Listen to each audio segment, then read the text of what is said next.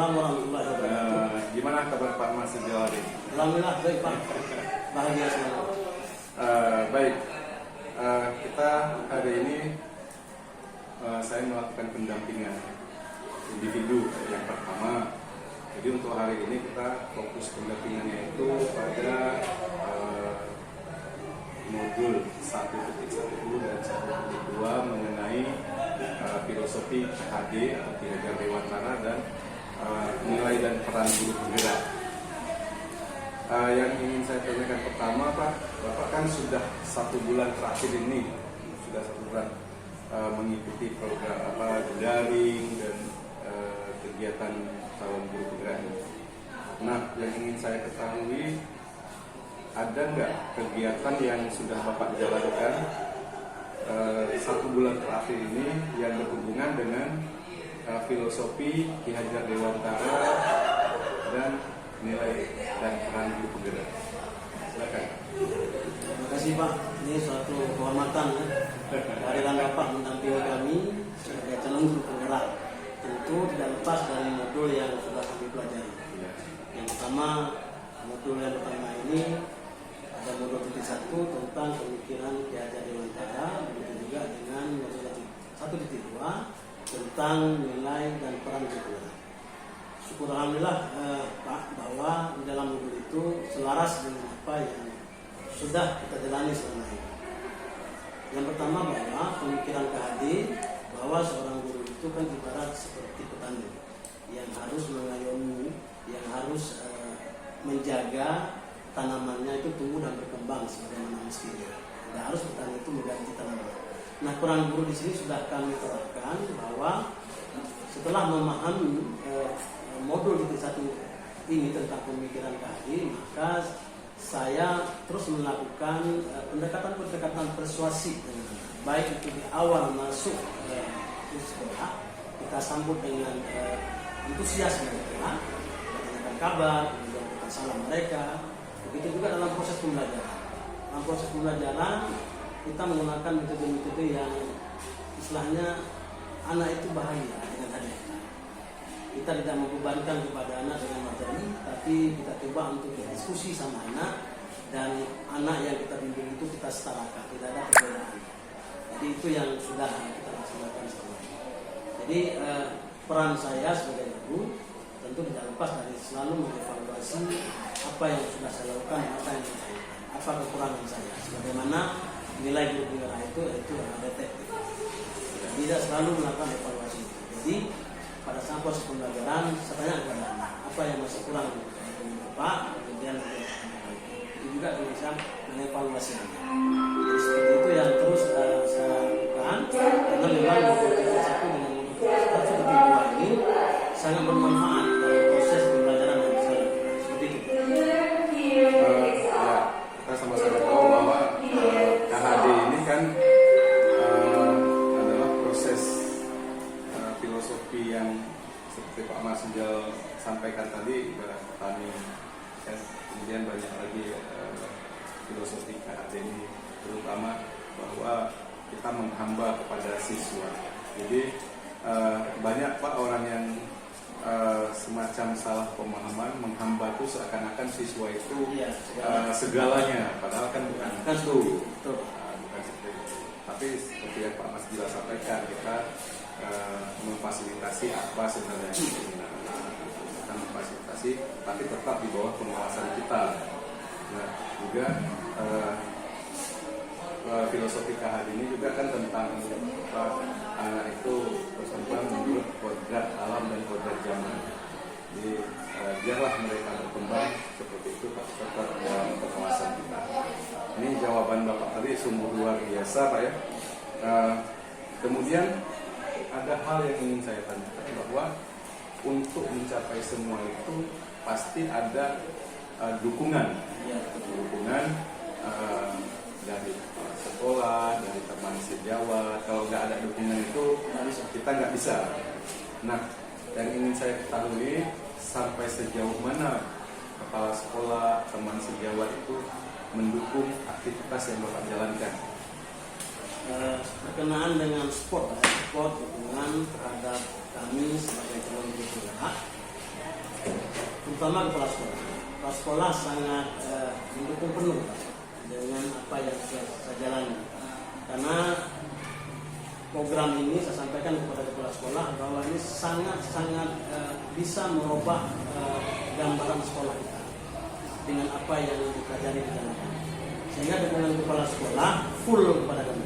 Baik itu penggunaan segala apa yang ada di sekolah, mau fasilitas itu diberikan kepada kami untuk memanfaatkannya dalam menempuh pendidikan ini. Jadi baik itu juga dispensasi yang diberikan ketika kami tidak bisa melakukan aktivitas di sekolah ketika berhubungan dengan pendidikan dan pendidikan itu tidak diberikan dispensasi dari sekolah. Itu dukungan yang luar biasa.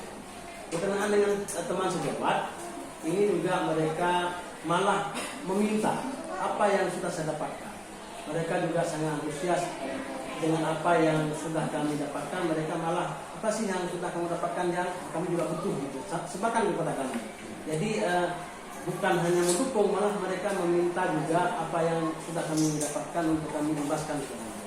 Jadi kalau dukungan dari teman sejawat itu tidak perlu dilakukan lagi. Tentu memberikan support terus kepada kami, baik itu mental juga secara psikologi, terus diberikan semangat. Ayo segera selesaikan guru penggerak karena ini memang bermanfaat untuk sekolah kita. Jadi mereka memang menunggu kami menyelesaikan pendidikan ini sehingga bisa bermanfaat untuk sekolah. Seperti itu. Ya, warga sekolah yang luar biasa kalau saya melihat. Nah itu Pak adalah modal ke depan nanti ada program yang akan membuat komunitas praktisi, dan dukungan dan pola pikir yang sama adalah modal utama. Kalau kita berbeda pandangan, berbeda cara berpikir, itu sangat susah untuk membuat komunitas praktisi. Memang luar biasa. Nah, tadi menyangkut dari kepala sekolah, ya, dukungan kepala sekolah, ya itu memang sudah sewajarnya dukungan itu penuh, karena ketika kita kembali ke awal program ini juga kegiatan Bapak kan sudah diizinkan oleh kepala sekolah itu. Nah berikutnya Pak Mas Rijal, kita kan sudah mengikuti pembelajaran yang lalu melalui daring. Ada pertemuan dengan instruktur, ada pertemuan dengan fasilitator, juga dipantau juga oleh kami sebagai pengajar praktik. Pasti di situ kegiatan itu Pak, di awalnya itu Bapak ada kekhawatiran di awal itu yang akan terjadi Pak. Misalnya apakah itu menjadi menyangkut masalah dana, kemudian jaringan internet, ya. Nah, kekhawatiran di awal ini ada nggak Pak yang sudah terjadi? Kan? Yang Bapak khawatirkan itu ternyata terjadi, dan ada juga kekhawatiran awal itu ternyata tidak terjadi. Coba bisa dijelaskan sedikit kan Pak, kalau saya tahu. Yang pertama Pak, begini Pak, saya kemarin waktu ikut seleksi guru penggerak itu, saya berharap setelah melakukan lulus itu, kemarin itu yang pertama adalah mengikuti pendidikan ini secara luring. Jadi bukan dalam jaringan. Jadi luring tatap muka lah dengan instruktur, fasilitator dan pengajar praktik. Kemudian karena ini dinyatakan belajarnya adalah daring dalam jaringan melalui LMS, tentu kekhawatiran yang pertama saya rasakan itu adalah ini berdasarkan pengalaman Pak. Yang pertama di jaringan, yang kemudian itu memang terasa saya. Kemudian fasilitas laptop saya, fasilitas laptop saya yang selama ini sudah tidak kekuatannya sudah melemah. Jadi ketika jaringan itu kadang-kadang ketika saya online di rumah itu kadang jaringannya tidak kuat dan ini mengganggu.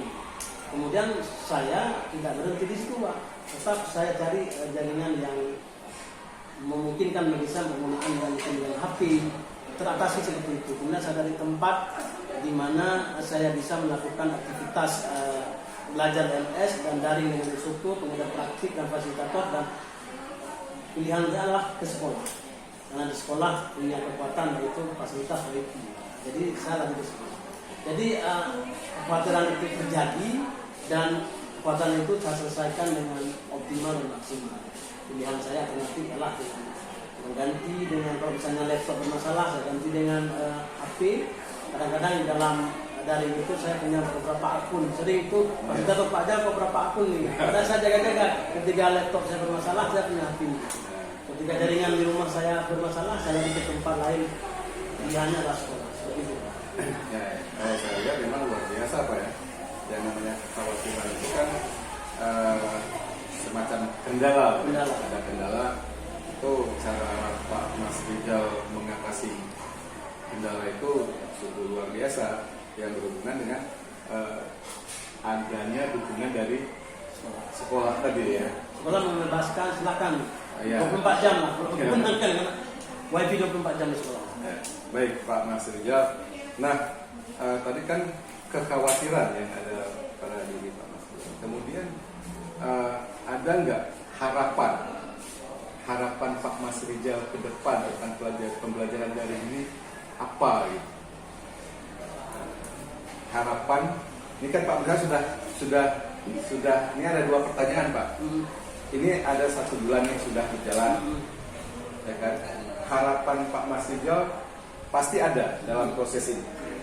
Jadi harapan Pak Mas Rijal yang sudah terwujud, yang 1 bulan ini kan berarti sudah terwujud, ada harapan yang sudah terwujud. Dan apa harapan nanti ke depan? Nah, silakan. Ya, harapan ke depan tentang proses pembelajaran pendidikan guru penggerak ini, yang pertama Pak, terus berlanjut secara maksimal dan optimal, dan materi yang kami dapatkan itu juga maksimal kami terima, sehingga ke depan kami lebih baik lagi dalam penerapan implementasi yang kami dapatkan, sehingga ini betul-betul menggugah hati siswa sebagaimana yang kami sudah belajar, adanya budaya positif di sekolah ini terwujud. Jadi ke depan materi-materi yang akan kami dapatkan ke depan ini lebih bermanfaat lagi untuk kami sebagai guru, proses pembelajaran maupun sebagai guru, sebagai pemimpin pembelajaran. Ini yang harapan lebih lagi materi yang kami dapatkan untuk pemanfaatannya untuk siswa itu sendiri. Itu yang kami.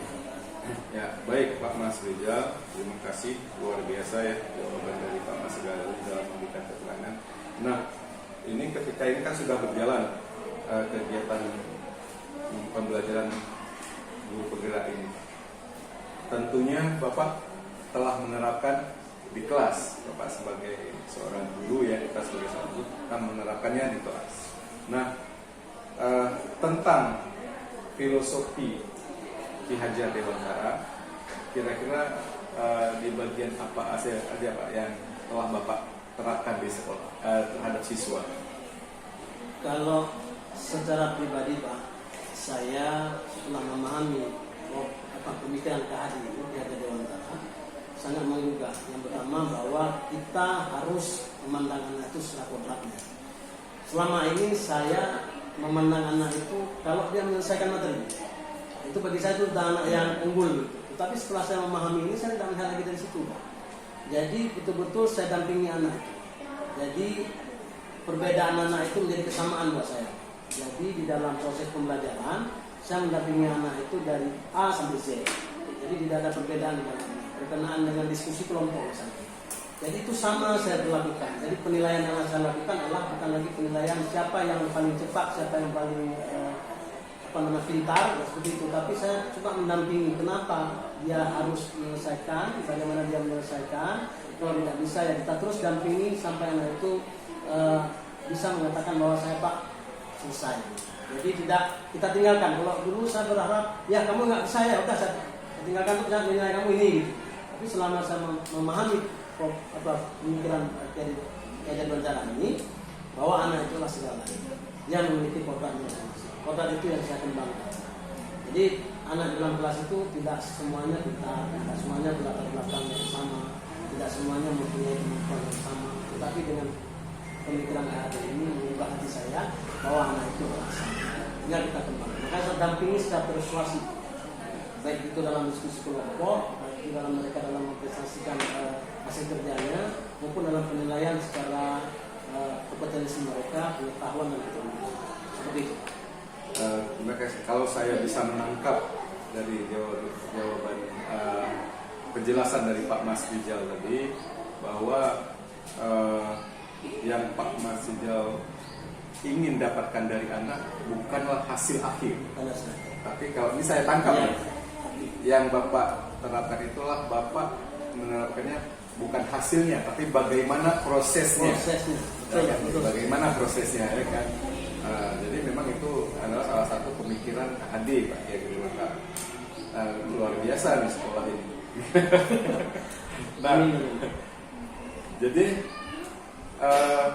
itu kan Pak Masrijal menerapkan itu terhadap anak dengan proses yang sudah Bapak jalankan. Yang ingin saya tahu gini, bagaimana respon anak terhadap apa yang telah Pak Masrijal terapkan itu. Jadi begini, mungkin kita akan telah melakukan beberapa perubahan. Itu kan makanya seorang CGP itu, PP itu adalah agen perubahan, ya kan? Agen perubahan. Nah, ketika Pak Masrijal ada melakukan perubahan, yang jelas ada perubahan, Pak. Karena yang tadi Pak Masrijal ingin dapatkan adalah nilai akhir, ini kan sudah berubah. Yang Pak Masrijal harapkan adalah proses. Dan anak-anak juga merasakan, siswa itu merasakan adanya perubahan itu. Yang ingin saya ketahui bagaimana respon anak-anak itu. Nah, respon siswa Pak dalam proses yang saya lakukan itu memang butuh proses ya, tapi saya melihat rasa nyaman siswa itu, mereka tidak merasa tertekan ketika kita misalnya, ini kan saya sering melakukan proses mereka dalam diskusi kelompok. Kalau dulu mereka ini harus selesai cepat nih, harus kita ini, tetapi dalam saya mendampingi secara tuntas, mereka itu tidak lagi merasa tertekan, merasa nyaman. Misalnya nggak selesai, tidak saya lakukan misalnya kalau peran guru itu kan ada penghukum Pak, 5 peran. Saya tidak lakukan itu, tapi ya udah nggak masalah, ini kita selesaikan sama-sama. Mana yang belum ini kita selesaikan. Jadi saya juga tidak akan mengatakan kepada anak udah kamu lebih rendah, dengan tidak seperti itu. Jadi kita lakukan proses penyelesaian apa yang mereka tidak selesai kita selesai, sehingga anak merasa tidak tertekan dalam proses pembelajaran, merasa nyaman, dan dengan saya pun mereka lebih nyaman. Itu ya saya. Ya. Dan kalau saya lihat bukan hanya nyaman Pak. Ya. Dari saya lihat tadi kedua seakan-akan atau mungkin memang mereka itu merindukan Bapak. Karena apa? Yang telah Bapak melakukan perubahan itu adalah sesuai dengan apa yang mereka inginkan. Nah, baik. Selanjutnya Pak gini, Bapak kan ada kalau saya lihat ada membuat sistem pembelajaran digital gitu ya. Kalau saya lihat seperti itu. Nah, kalau kita bicara tentang pembelajaran digital Pak, itu ada media pembelajaran, ada platform pembelajaran. Boleh nggak saya tahu Pak, media atau platform apa saja yang sudah Bapak gunakan, yang Bapak gunakan untuk portofolio Bapak itu? Kan Bapak ada portofolio. Nah, bentuk penyajiannya apa? Apa misalnya dari YouTube atau Canva, melalui Canva, kan banyak ya. Apa dari PowerPoint gitu kan. Nah, melalui apa bentuk penyajian portofolio Bapak yang dalam bentuk digital? Kemudian medianya. Saya bahkan menggunakan ID Belajar. ID Belajar di sini saya manfaatkan ID Belajar karena dari kenal ID Belajar itu juga bisa kita buat portofolio. Portofolio tempat kita menyimpan. Nah, selama kegiatan pendidikan kewarganegaraan ini kan saya sedikit Pak. Sedikit apa dokumentasi yang sudah pernah saya lakukan saya simpan di dalam portofolio yang saya buat di site ID Belajar. Nah, dalam proses pembelajaran di sekolah juga saya pernah menggunakan Google Classroom Pak. Jadi Bapak sudah menjelaskan, Bapak telah menggunakan beberapa media atau platform untuk portofolio digital. Nah, yang ingin saya tahu Pak, dalam bentuk apa portofolio digital yang Bapak buat itu? Setahu saya, secara gambar kan ada tuh YouTube atau PPT, PowerPoint kan. Nah, yang Pak Mas Rizal buat portofolio digital itu dalam bentuk apa saja? Nah, Yang pertama Pak, karena sekarang adanya teknologi deskripsi, setiap video itu saya upload ke YouTube. Jadi di YouTube itu kemudian saya simpan di portofolio. Begitu juga dengan dokumen gambar yang saya buat di Canva, kemudian saya juga simpan di portofolio. Kalau dengan video saya menggunakan kadang-kadang editnya dengan KineMaster. KineMaster itu lebih mudah bagi saya karena saya punya pakai api. Kadang dengan laptop saya nggak support, maka saya menggunakan ini. Kemudian setelah saya edit, kemudian saya upload ke YouTube dengan link itu yang kemudian saya simpan di portofolio. Baik, luar biasa Pak ya. Kemudian begini Pak, Bapak berarti sudah tahu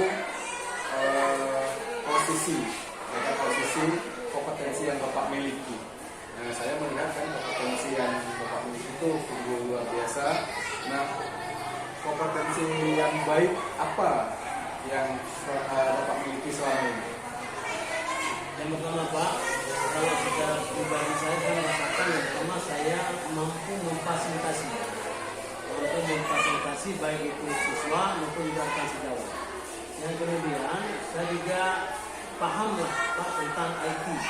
Bagaimana dengan media-media sekarang yang seperti Canva, seperti Google Classroom, Google Suite yang memang itu sangat bermanfaat bagi seorang guru. Jadi dengan IT mungkin saya agak sedikit tidak meraba. Jadi mudah bagi saya untuk mendesain apa yang saya inginkan. Jadi juga dalam proses pembelajaran saya tidak menggunakan PowerPoint. Jadi ini yang memudahkan bagi saya untuk melakukan hal-hal pembelajaran bagi siswa. Jadi kan Pak, Bapak kan menyadari bahwa Bapak punya kompetensi yang baik selama ini. Kira-kira ada nggak kompetensi yang ingin Bapak tingkatkan lagi? Nah, contohnya seperti apa? Kalau saya sendiri, saya merasa kurang saya itu Pak di dalam menulis. Nah, menulis itu saya sangat merasa kurang. Kompetensi yang saya idam-idamkan itu agar saya lebih mampu untuk menulis apa yang menjadi sesuatu bagi saya bermanfaat. Dan kompetensi itu Pak, yang ingin saya tingkatkan ke depan agar saya menjadi orang yang mampu menulis dengan sempurna. Sampai kompetensi lain yang sudah saya miliki. Baik Pak, jadi kan dari awal tadi saya sudah melakukan pendampingan terhadap Bapak. Ada nggak ide-ide baru yang Bapak miliki untuk meningkatkan proses pendampingan ini? Kalau menurut saya Pak, ya kalau ini sudah bagus ya, bagus. Cuman ke depan ya gimana Pak? Kalau ke depan apa yang harus sebetulnya sudah baik Pak. Jadi mungkin ke depan lebih mendalam lagi lah proses pendampingannya, baik itu dalam lapangan gitu. Ini kan hanya sebatas begini Pak di meja, jadi kita itu lebih di lapangan. Itu semacam interaksi di lapangan, ya. Luar biasa. Baik Pak, untuk sementara pendampingan ini hanya dulu itu saja dulu. Terima kasih Bapak sudah berbagi praktik baik pada kami sebagai pengajar praktik untuk melakukan pendampingan. Nah, tapi ada hal yang jangan dilupakan. Saya sebagai pengajar praktik mengingatkan kembali untuk Bapak untuk mengunggah mengupload tugas-tugas melalui website. Nah, itu hanya mengingatkan kembali kepada Bapak. Jadi sekali lagi terima kasih. Saya juga merasa beruntung mendapat OJP untuk pendampingan terhadap Bapak. Jadi untuk sementara sampai di sini dulu Pak. Sampai ketemu kita di Kota Kadian. Ya, baik, terima kasih. Assalamualaikum warahmatullahi wabarakatuh. Terima kasih Pak.